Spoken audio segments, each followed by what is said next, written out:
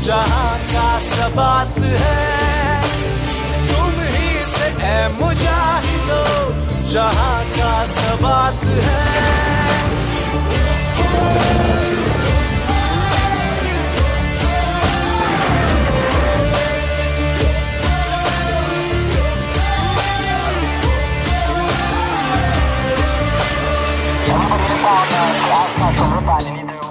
अस्सलाम वालेकुम, very good evening to all of you. आप देख रहे हैं पसे पर्दा और मैं हूं नादिया नकीब। फिजाई नाकामी के बाद यूं लगता है कि भारत चैन से नहीं बैठेगा। गो कि अमन का पैगाम इतने वाज़ेह तौर पर पाकिस्तान ने दिया, लेकिन आपने देखा कि अब की बार भारत ने अपनी बहरिया के ज़रिए दरअंदाजी की कोशिश की, जिसे पाक बहरिया ने बर वक्त डिटेक्ट किया। ये बहुत ही मुश्किल काम होता है कि पानी में जिस तरह से सबमरीन अपने आप को, यानी आबदोज़ जिसे हम कहते हैं, छुपाए रखती है, उसको बर वक्त डिटेक्ट करना। लेकिन अमन का पैगाम हमारा आज भी है और इसी तरह से रहेगा अगर हम पर कोई जंग मुसल्लत ना करे या भारत दरअंदाजी की कोशिश या अग्रेशन की कोशिश ना करे। इसीलिए पाक बहरिया ने उसको जिस तरह से भी इसको रोका जाता है वो उन्होंने प्रोफेशनली करके, और जाहिर है कि ये खबरें फिर सामने आई। LOC कितना हॉट है इस वक्त ये भी आप सब जानते हैं।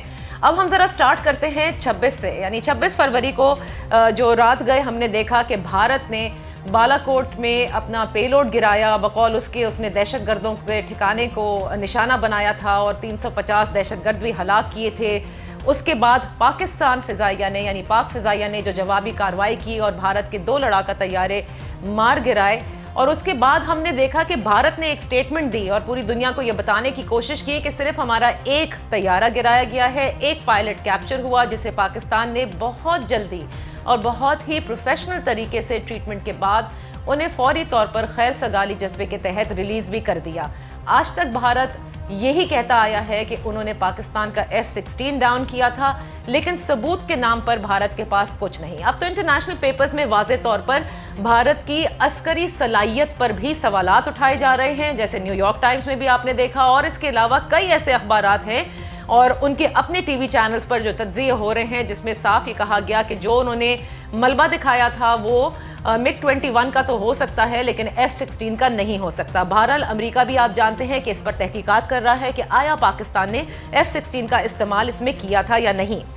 अब आ जाते हैं उसके बाद की सूरत हाल पर, यानी फिर उसके बाद हमारी जो इंटेलिजेंस है उसने बर वक्त ये भी सारी मालूमात इकट्ठी कर ली कि भारत पाकिस्तान पर हमले की कोशिश कर रहा है, जिसे नई दिल्ली में हर सतह पर बताया गया कि अगर पाकिस्तान के ऊपर एक हमला किया गया तो हम 3 गुना ज्यादा हमला करके दिखा सकते हैं।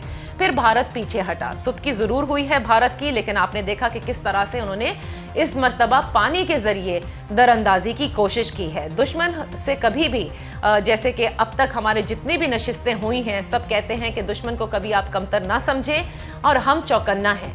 लेकिन इस पूरे वाक़े में हमने सोचा एक ऐसी शख्सियत को अपने स्टूडियोज़ में दावत दें जो भारत में भी सर्व कर चुके हैं as air attaché. He is a seasoned fighter pilot, commanded a fighter squadron and operational base. इसके अलावा इन्होंने एयर इंटेलिजेंस को भी मोर देन 3 ईयर्स कमांड किया है। भारत के जो मज़मूम मकासद हैं, जो उनकी सोच है और जो उनकी अस्करी सलाहियत है, इस पर आज हम बात करेंगे। अपने मोहतरम मेहमान का तारुफ कराती चलो, air marshal retired Asim Suleman sahab, thank you so much for joining us in our Lahore studios. अब से जब से ये बालाकोट का जो ड्रामा शुरू हुआ था इंडिया की जानिब से और जो अग्रेशन शुरू हुआ से लेके उनकी जो स्टेटमेंट आई जिसमें उन्होंने कहा कि पाकिस्तान ने इंट्रूजन की, जिसके बाद उन्होंने जो कॉम्बैट टीम अपनी भेजी उसमें MiG-21 थे, उन्होंने Su-30 का जिक्र किया, Su-30 का, इसके अलावा मिराज का भी उन्होंने जिक्र किया। लेकिन जब उनकी स्टेटमेंट आई तो इन बाकियों को वो भूल गए और उन्होंने कहा कि हमारा जो एक तैयारा है MiG-21 उसे गिरा दिया गया है। इस पूरे पे आप ज़रा कमेंट करना चाहेंगे कि what exactly do you think India must have used and how we tackled it? अस्सलाम वालेकुम जी, and thank you for giving me an opportunity to come to your program. ये जी मैं थोड़ी सी बैकग्राउंड में जाऊंगा। अगर आप देखें 2002 में हमारा स्टैंड ऑफ हुआ इंडिया के साथ, फिर हमारा 2008 में हुआ और फिर अभी ये वाला, ये तीनों की अगर आप थोड़ा सा हिस्ट्री को देखें तो इसके अंदर एक चीज़ आया है कि पहले इनके अंदर थोड़ी सैनिटी प्रिवेल करती थी, और उस सैनिटी की वजह से we never came to this kind of a thing. हालांकि हमारी फ़ौजें 2002 में 10 महीने के लिए बॉर्डर्स पे रहीं और काफ़ी टेंस माहौल था, लेकिन इस तरह की सिचुएशन नहीं आई बिकॉज इनकी लीडरशिप में उस वक्त थोड़ी बहुत सैनिटी थी। ठीक है। फिर 2008 में जिस वक्त मुंबई हुआ उस वक्त भी इतना ही रेटोरिक था, सेबर रैटलिंग भी इतनी ही थी। तब भी अगर आप देखें तो उस वक्त भी इनके अंदर सैनिटी प्रिवेल की और उस वक्त भी इन्होंने विद द गुड सेंस ये काम नहीं किया जो इस दफ़ा किया। सही। और अभी अगर आप 2019 में देखें तो इन्होंने नी जर्क रिएक्शन के साथ एकदम वो कर दिया जो कि इनको नहीं करना चाहिए था और जो ये सालों से नहीं करते आ रहे थे जस्ट बिकॉज कि इनके अंदर थोड़ी बहुत सैनिटी थी उस वक्त। तो अगर आप इस बैकग्राउंड को देखें तो व्हाट हैज़ चेंज्ड रियली, अगर आप इसको थोड़ा सा एनालाइज करें तो ये पता चलेगा कि ये इन लोगों ने जो किया ये इसलिए किया कि इस वक्त लीडरशिप ऐसी है कि उसके कुछ अपने पर्सनल मकासद भी हैं और कुछ उनकी जो वो हिंदुत्व की और आरएसएस की थिंकिंग है, शिवसेना की थिंकिंग है, वो सारी चीज़ें मिला के ये कॉम्बिनेशन बना जिसके अंदर these people are wanting to go to the extreme limits. यानी इंतहा पसंदी का फैक्टर अब बहुत ज्यादा है। व्हेन यू से सैनिटी, बहुत अब जो है we are dealing with a government जो इंतहा पसंद है। जी बिल्कुल। एक्चुअली आप देखें ना, पहले भी 2 दफ़ा जब ये पहले सिचुएशन ऐसी रही तो वो we came quite close to this kind of a situation जो अभी है, बल्कि 2002 के अंदर तो बहुत ज़्यादा थी क्योंकि हमारी फौजें भी बॉर्डर पे लगी हुई थी। राइट। लेकिन उस वक्त इनमें सेंस थी।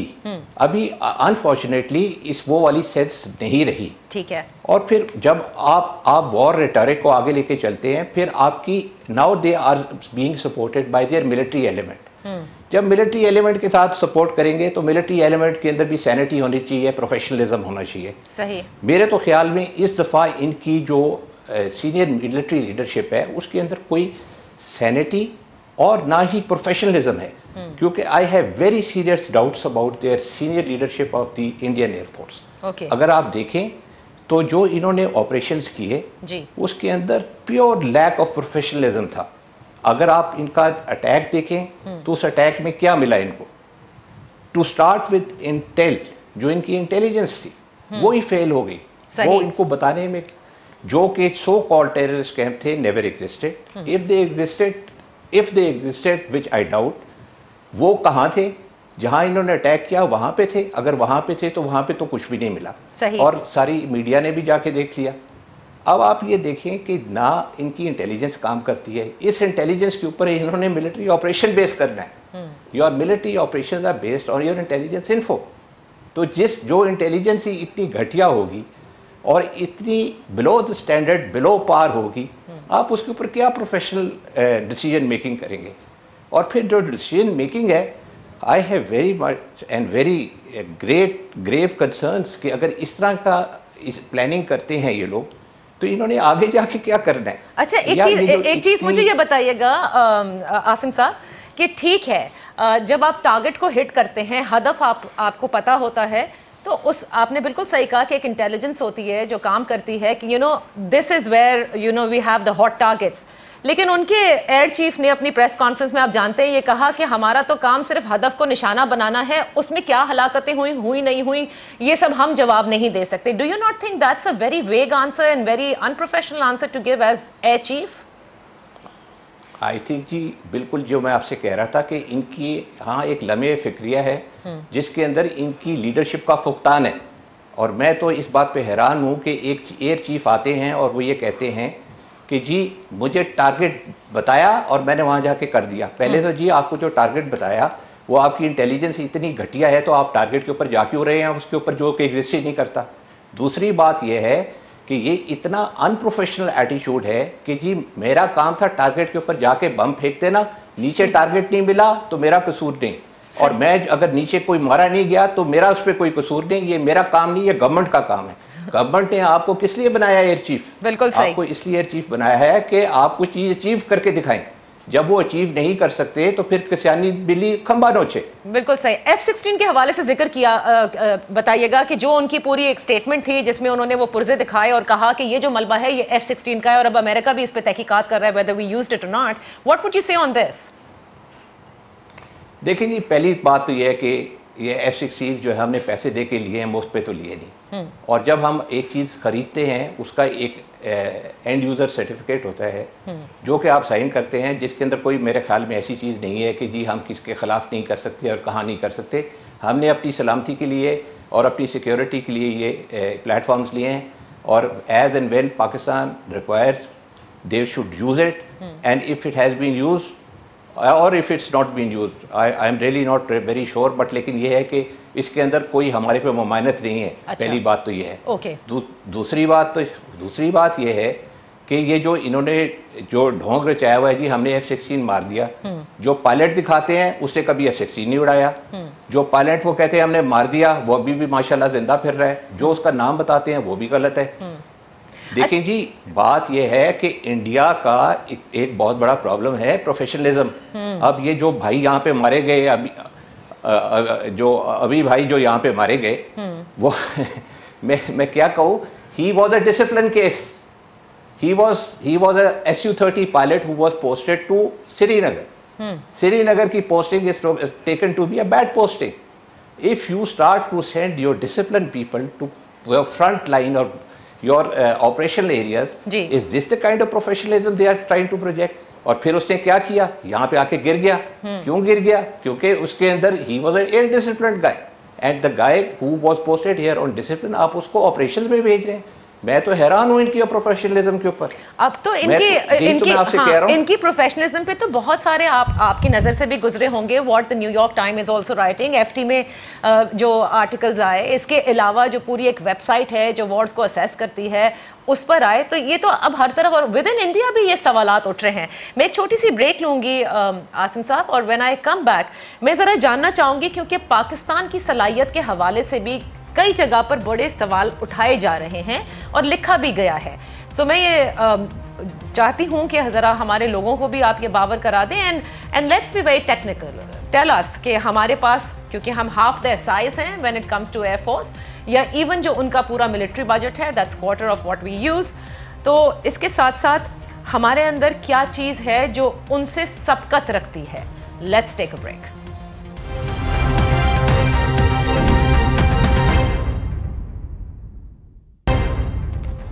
इन conversation with air marshal retired Asim Suleman sahab, जिन्होंने बहुत ज़बरदस्त वक्त भी गुजारा है, एयर इंटेलिजेंस को भी कमांड किया है, ऑपरेशनल बेसिस को कमांड किया है, फाइटर पायलट रह चुके हैं, और इसीलिए आज हम ये जान रहे हैं कि बहुत सारी ऐसी बातें हैं जो हम जानना चाहते हैं, क्योंकि इंडिया में भी ये एयर अताशे के तौर पर रह चुके हैं। So we would want to know exactly what they are thinking. Coming back to all the articles that are now being questioned, चाहे वो इंटरनेशनल पेपर्स में आप देखें या पब्लिक में देखें, इंडिया की जो सेनर एलिमेंट आप कहते हैं वो सवाल उठा रहे हैं। एक तो एविडेंस मांग रहे हैं जिसका कि कोई जवाब नहीं है उनके पास, लेकिन साथ साथ उनकी अस्करी सलाहियत पे सवाल उठाए जा रहे हैं। How true is this? क्योंकि एक जगह ये कोट किया गया कि MiG-21 is considered as flying coffins, और इनके पास 200 की इन्वेंट्री है, दो दे have the other fighter jets also, लेकिन रिलाई करती है इंडियन एयरफोर्स ऑन MiG-21s। देखिए जी, इस ऑपरेशन के अगर पॉइंट ऑफ व्यू से हम बात करें तो ये एक बड़ा स्पेशलाइज्ड ऑपरेशन था, और इसके अंदर इंडिया की प्रोजेक्शन होनी थी, इंडिया की एक मिलिट्री माइट वो दिखाना चाहते थे। राइट। जिस तरह मैंने आपसे पहले कहा कि ये प्रोफेशनलिज्म की कमी थी दूसरी तरफ, कि अगर उन्होंने इतना बड़ा ऑपरेशन करना था तो उन्होंने उनको चाहिए था कि जितने भी उनके फ्रंट लाइन एयरक्राफ्ट थे उसको इस्तेमाल करने की कोशिश करते। और ये भी दुनिया में होता है कि जहाँ पे आप कॉम्बिनेशन इस्तेमाल करते हैं फ्रंट लाइन के और जो आपके लेस मॉडर्न एयरक्राफ्ट होते हैं उनकी, लेकिन इसके अंदर तो बिल्कुल ये वाली चीज़ मेरे ख्याल में कभी मद्देनज़र रखी नहीं गई कि जी हम इस ऑपरेशन के अंदर हम कुछ अचीव करें, या फिर इनको ये बिल्कुल ये भूले हुए थे कि ये जो जिस एयरफोर्स को ये ललकारने की कोशिश कर रहे हैं उसके अंदर इतनी कैपेबिलिटी है कि ना कि वो प्रिपेयर्ड है इनकी फ्रंट लाइन एयरक्राफ्ट को फेस करने के लिए। तो उसके लिए अगर आप फ्रंट लाइन के लिए तैयारी करते हैं तो जो आपके लेस मॉडर्न एयरक्राफ्ट होते हैं उनके लिए तो वो तो आपके लिए हलवा होंगे। और वही हुआ कि they presented themselves as sitting ducks, and this is why they have suffered also. अच्छा। और उसके अंदर मैं फिर दोबारा से कहूँगा कि अगर इतनी प्रोफेशनल प्लानिंग थी तो उसके अंदर how did these bigs figure in, and if they figured in then they figured in very poorly and it was not a very well planned maneuver on their behalf. ठीक, ये भी मुझे बताएगा कि एयर इंटेलिजेंस के मामले में, क्योंकि अभी तो आपने इस इंटेल का जाहिर है आपने बिल्कुल सही फरमाया कि ये कैसी इंटेलिजेंस थी कि आपको पता ही नहीं है कि टारगेट जहां जा रहे हैं वहां कुछ है भी या नहीं है, but overall what would you से, एयर इंटेलिजेंस पर पाकिस्तान सबकत रखता है, इवन ओवरऑल इंटेलिजेंस? देखिए जी, पाकिस्तान की बहुत अच्छी इंटेलिजेंस ऑर्गेनाइजेशन हैं, हमारी ISI है, हमारी एयर इंटेलिजेंस है, मिलिट्री इंटेलिजेंस है, नेवल इंटेलिजेंस है, these organisations are very very professional. अभी ये it is gone past are the days कि आप खाली एक चीज़ पर रिलाई करते हैं. Yes, human intelligence always remains to be the most important aspect, लेकिन अभी बहुत सारे इसके एलिमेंट्स आगे हुए हैं, इलेक्ट्रॉनिक है, साइबर है.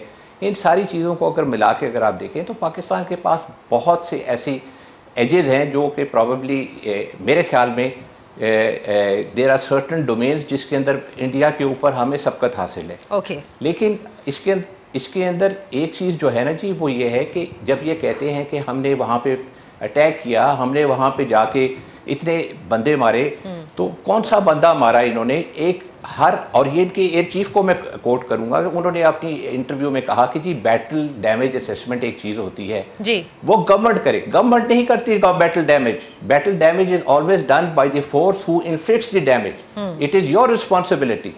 So this is your responsibility to tell them that we have not been able to achieve anything. Instead of saying that we have not achieved anything, they are leaving it to the government. Government का क्या काम है इसके अंदर? और government ने फिर अगर आर्म फोर्सेस खड़ी की हैं तो वो अगर उसी ने आपको असेसमेंट करके देनी है तो फिर then you are sitting on the wrong chair. बिल्कुल सही कह रहे हैं. या तो probably they are expecting the Minister for Defence should go and have a look at it कि क्या हम करके आए हैं. बहुत ही जिसे कहते हैं ना बचकाना बात है, जो कि एक मतलब जी शऊर इंसान कैसे ग्रास्प कर सकता है. आजकल की 21st century we are talking about over here. Can you tell me कि ये क्या MiG-21s जो है इनमें भी वीडियोग्राफी नहीं हो सकती? Like they haven't given us any proofs whatsoever. देखिए जी, उनके पास प्रूफ हो तो वो देना आपको. They don't have any proof. If they had any proof, we wouldn't have come to this stage. अब unfortunately on the lighter side of it, battle damage भी assessment इनको हमने ही करके दी, और वो भी थ्रू मीडिया सबको ले जाके दिखाया कि यहाँ पे कुछ नहीं है.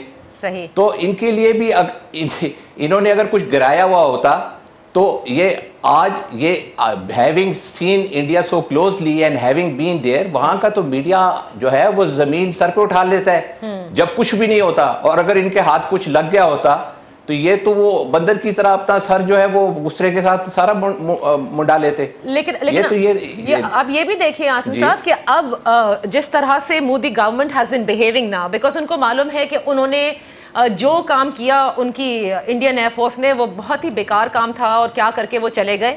वहाँ उनकी जब सुबकी हुई तो उन्होंने फिर एक ये प्लान किया जो मिसाइल अटैक था, जिसकी हमें पेशगी इत्तला समझ में आ गई, और we communicated that we are also going to strike अगर आपने हम पे स्ट्राइक किया.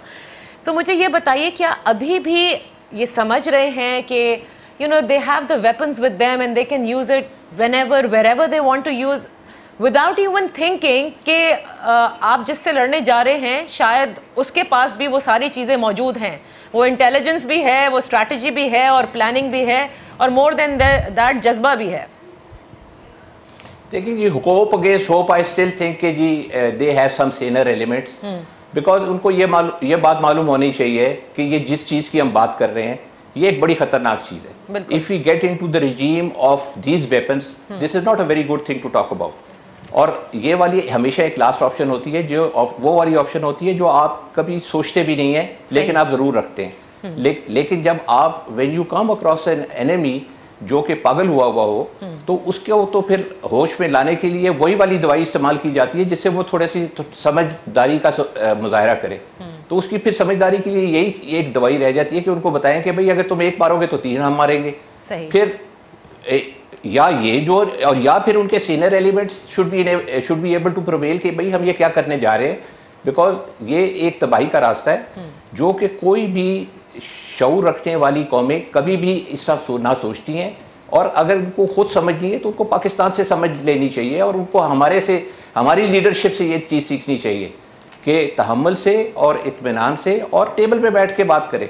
बजाय इसके कि हम वहां से पत्थर मारते रहें। लेकिन आपको ये लग रहा है कि वो इस चीज को समझ पा रहे हैं? Because let's talk about this. चलें, उन्होंने अगर अपने इलेक्शंस के लिए किया, but there is a greater और a bigger game I would say, क्योंकि आप मिसाइल अटैक की भी कोशिश कर रहे हैं, तो चाह क्या रहे हैं? What do you think they have in mind?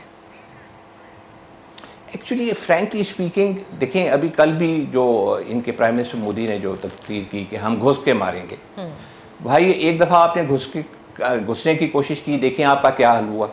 अभी आप घुसेंगे तो कहाँ घुसेंगे? आपके we have left no room for you to penetrate. और आप आज ही ये देख लें, आपने जो अभी एग्जांपल दी शुरू में पाकिस्तान नेवी की कि उनकी सबमरीन डिटेक्ट हुई, तो आप तो वो घुसने की कोशिश तो कर रहे हैं, लेकिन उनके लिए देयर इज नो रूम, सारे दरवाजे बंद हैं, दरवाजा सिर्फ एक ही खुला है, and that you have to come and talk. मेरे तो ख्याल में कि इंटरनेशनली हमें क्या करने की जरूरत है? देखें, वो तो दरअंदाजी की मुस्तकिल भारत कोशिश कर रहा है। पहले फिजा से आया, आपने LOC को इतना इन्होंने हॉट रखा हुआ है, मिसाइल अटैक की कोशिश की, अब वो पानी के थ्रू आने की कोशिश कर रहे हैं। So what we need to tell the international world and diplomatically, what do you think our strategy should be? देखिए जी, we have to take the international community on board, जो कि मेरा ख्याल है कि foreign office is very proactively doing, and the Prime Minister has outreached and reached to the people who matter. और मेरा ख्याल है कि ये एक बहुत अच्छी चीज़ है कि पाकिस्तान इंटरनेशनल कम्युनिटी को भी ऑन बोर्ड रखे हुए है, और अगर ये हम करने में कामयाब हो जाते हैं तो मेरा ख्याल है कि we will be able to put some sanity in the minds of the Indians. देखिए, international media has to play its role, because इस वक्त if whatever has been done will be undone अगर एकदम प्राइम मिनिस्टर मोदी मान जाए, तो वो तो then he loses the election straight away. He has to keep that hope up, and to keep that hope up is to delay it, in my opinion.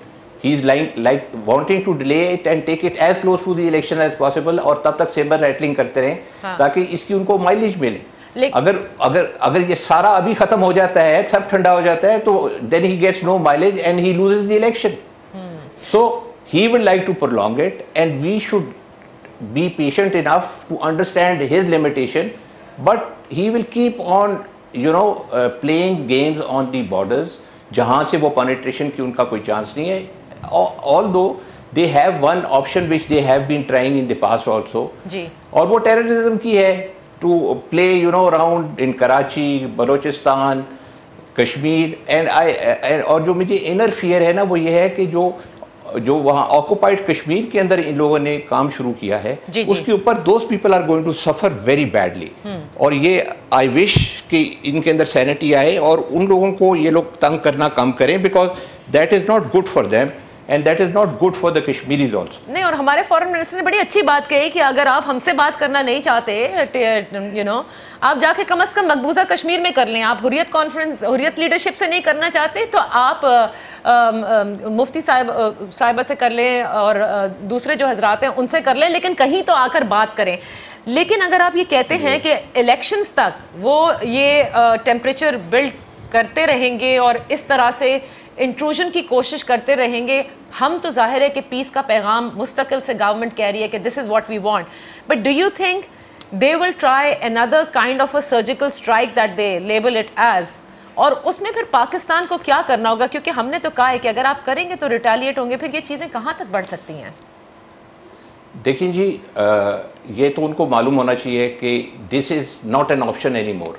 अगर आप इसको थोड़े से सेन माइंड से देखें तो आपने जो पहले पास्ट के अंदर भी वो जो एक ये रेटोरिक इस्तेमाल करते थे कि जी हमने सर्जिकल स्ट्राइक की जिसका कोई एविडेंस नहीं था, और खुदा का शुक्र है कि इस दफ़ा जो इन लोगों ने करने की कोशिश की उसका इतना बड़ा एविडेंस है कि वो अभी हमें खुद दिखाते हुए शर्म आती है कि वहाँ पे कौवे 2 मरे हुए हैं और वहाँ पे खड्डे हुए हैं और दरख्त गिरे हुए हैं। तो अब अभी now they also know that it's not very easy, and let me tell you, when people talk of vintage munitions and vintage equipment in India, they should realize कि ये जो एक यूफोरिया था इंडिया के अंदर, वो अभी वो बलून फट चुका है, और वो बलून अभी is no longer up, that balloon has gone down, that has been deflated, and that has been deflated by the Pakistan Armed Forces.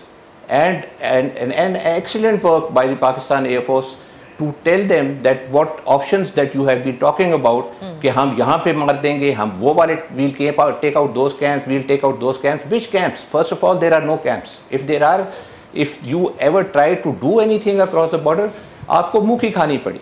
तो मेरा तो ख्याल है कि अभी अगर सैनिटी प्रिवेल करती है तो वो नहीं करेंगे.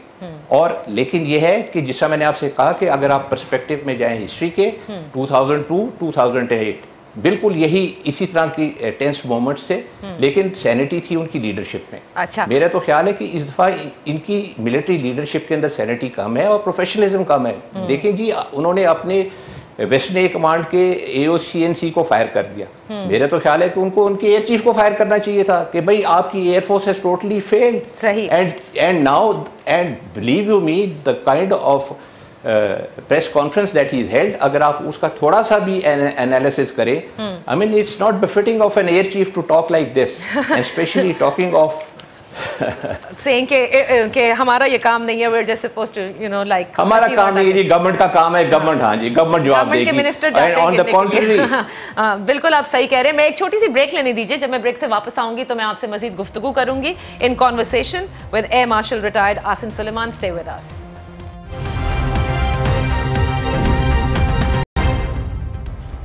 Welcome back. Air marshal retired Asim Suleman से हम बात कर रहे हैं, जानने की कोशिश कर रहे हैं कि भारत क्या सोच रहा है, क्या कर सकता है, कितनी सलाहियत है. हम सलाहियत पर एक बात मैं और करना चाहूँगी कि आप क्या समझते हैं. आपको याद होगा कि defence secretary Jim Mattis last year इन्होंने ये कहा था कि वो अपनी पैसिफिक कमांड को रीनेम करके इंडो पैसिफिक का नाम उन्होंने दिया था. ये सब कुछ जो अभी हो रहा है, जाहिर है कि America must be keeping a very close eye at it. Do you really think they are going to rely on India when it keeping China a check? देखिए जी, ये स्ट्रेटेजिक पार्टनरशिप्स तो चलती रहती हैं. आई मीन अगर आप देखें तो the Indians have always been saying that हम अमेरिका के स्ट्रेटेजिक पार्टनर्स हैं. America has always been saying कि इंडिया उनका स्ट्रेटेजिक पार्टनर है, और विदाउट सेइंग चाइना हमारा स्ट्रेटेजिक पार्टनर है. And it is naturally that we are strategic partners, और हमारे इतने क्लोज रिलेशनशिप हैं, भाइयों की तरह हैं.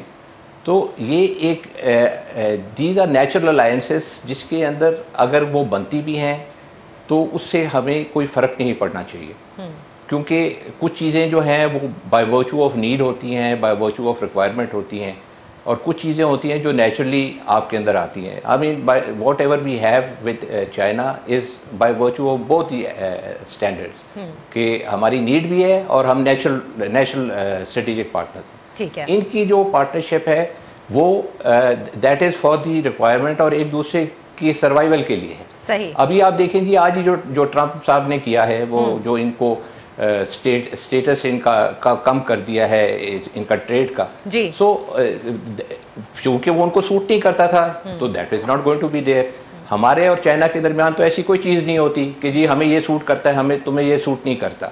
हमारी जो है वो that is why I said कि we are relationship is like brothers. सही. सो हमारी और चाइना की जो रिलेशनशिप है वो तो इनके साथ हम कंपेयर कर ही नहीं सकते. और फिर हमें और इंटरनेशनल रिलेशंस के अंदर I think we should look for our niche. हमें अपनी नीश के लिए काम करना चाहिए, rather than you know looking at कि जी दूसरे दो के आपस में क्या रिलेशनशिप है, बिकॉज उनकी अपनी रिक्वायरमेंट्स बहुत होंगी. और let's be very very straight, India is a very big market और people look for lot of opportunities over there. तो वो वाली आप आर्म्स की मार्केट देखें, सबसे बड़ी इंडिया की है दुनिया के अंदर. इतना माल जमा करने के बाद भी अगर ये मुंह की खानी पड़ती है तो इतना माल जमा करने के बाद अगर आपको ये पढ़ने को मिले कि 10 दिन से ज्यादा इनके पास एम्यूनेशन नहीं है, so do you not think it leads a question mark on the Indian government also कि फिर आप कर क्या रहे हैं इतना बड़ा बजट लेकर देकर, बल्कि अस्करी अपनी क़यादत को. देखें जी, ये जो हम लोग हमेशा कहते रहे कि जो है ना, ये अभी with the capability growing on both the sides, हमारी कन्वेंशनल वॉर की जो है ना वो नीश कम होती जा रही है. और मेरे तो ख्याल में जी with my very little experience, ये मैं ये I would like to put it on record कि ये बस इतना ही था कन्वेंशनल के अंदर. अब इसके आगे कन्वेंशनल के अंदर कुछ नहीं है, ना ही ये इनको करने की ज़रूरत है, ना ही इनके पास और रूम रहा है. तो बेहतर यही है कि अगर आप उन्हीं को देख लेना जी, तैयारी तो वो कर रहे थे ना मिसाइलों की, हम तो नहीं कर रहे थे। सही। तो उसका मतलब ये है कि यही गैप था, यही वो नीश थी of conventional war and going to the nuclear war. तो वो ये तो इन्होंने खुद डिक्लेयर कर दिया है कि हमारा न्यूक्लियर थ्रेशोल्ड इतना लो है कि जरा सा कुछ हो जाएगा तो हम मिसाइलों के अंदर जो है वो तेल भरना शुरू कर देंगे। गो के तो पाकिस्तान के लिए ये परसेप्शन बनाया हुआ था दुनिया ने कि we probably have this kind of temperament, और अब खुद इंडिया खुलकर सामने आ गया है। Actually they have shown there कि उनकी बहुत लो थ्रेशोल्ड है, और कुछ भी अभी नहीं हुआ तो उन्होंने जो है तेल भरना शुरू कर दिया। बिल्कुल। तो and they expect and they have been all this while saying कि ये पाकिस्तान करता है। भाई पाकिस्तान ये कहाँ करता है? अगर पाकिस्तान ने करना होता तो हम पहले निकालते या तुम निकालते? सही। आपने ये तैयारी पहले शुरू की थी। मेरे पास आई पर्सनली थिंक जी आप कंप्लीट कीजिए, अपना स्टेटमेंट कंप्लीट करें। नहीं जी, मैं तो ये कह रहा हूँ कि आई पर्सनली थिंक कि जो है sanity has to prevail, and the only door open today is that we sit down and talk to each other, and that is the best way out.